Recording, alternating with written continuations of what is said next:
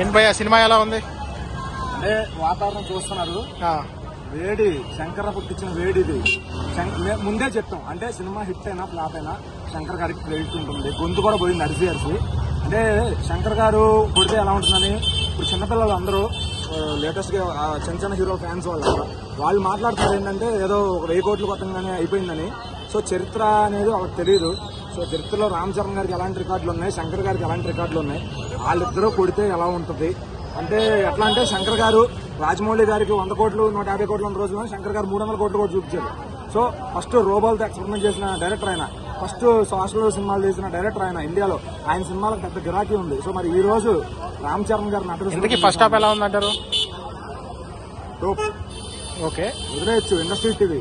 Okay second half మన second half బలం అని చెప్పి ట్విట్టర్ లో అంతా వైరల్ అవుతా ఉంది. ఇప్పుడు చిన్న గోలీతో కొడితేనే మనకి తగిలిద్ది చెప్ప, ఐరన్ రాడ్ పెట్టి కొడితే ఐరన్ బాల్ పెట్టి కొడితే అట్టుంటది, అట్టుందనమాట. అంటే దీన్ని మనం అంటే థియేటర్లో అరే నేను ఒక లెవెల్ వరకు ఊహించుకున్నాను.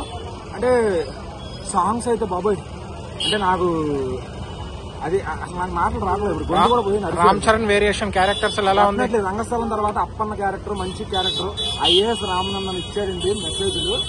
అది ఒక అంటే సగటు ఇప్పుడు చదువు పూర్తి చేసిన వ్యక్తి ఎలా ఉండాలి అంటే రామనందన్ చూసి నేర్చుకోవాలని నేను చెప్తాను. ఎందుకంటే రామనందన్ లాంటి క్యారెక్టర్ ఉన్న మనిషే మన సొసైటీలో ఉండాలి. అట్లీస్ట్ 10 మందిలో అలాంటి వాడు ఒక్కడున్నా మన సొసైటీ మొత్తం మారిపోద్ది ఖచ్చితంగా.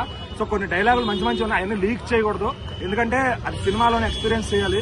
సో ఇప్పుడు ఆల్రెడీ మొత్తం వాతావరణం మామూలుగా లేదు. నాకు తెలిసి ఈ పండగలు అవన్నీ అవసరం. ఎందుకంటే రామ్ చరణ్ గారు వచ్చినప్పుడే పండుగ. సో సంక్రాంతి పండుగకు వస్తారా, దసరా పండుగకు వస్తారా అనేది లేదు. సో శంకర్ గారు రామ్ చరణ్ గారు ఈ కాంబినేషన్ లో వచ్చే రికార్డ్స్ చిరస్థాయిగా నిలిచిపోతాయి ఖచ్చితంగా. సో పక్కన వేరే పెద్ద హీరోలు ఉన్నారు, వాళ్ళతో మనకు పోటీ అవసరం లేదు. వాళ్ళ రేంజ్ వాళ్ళ మార్కెట్ అది వేరు. ఈయన పాన్ ఇండియా లెవెల్లో ఎవరైతే హీరోలు ఉన్నారో వాళ్ళందరినీ ఖచ్చితంగా ఈ సినిమాతో ఎగరేసి కొట్టడం ఖాయం. అది ఎవడైనా కానివ్వండి, పేరు నేను మళ్ళీ చెప్పను. ఎందుకంటే ఆ పెద్ద హీరో చిన్న హీరో అనేది లేదు.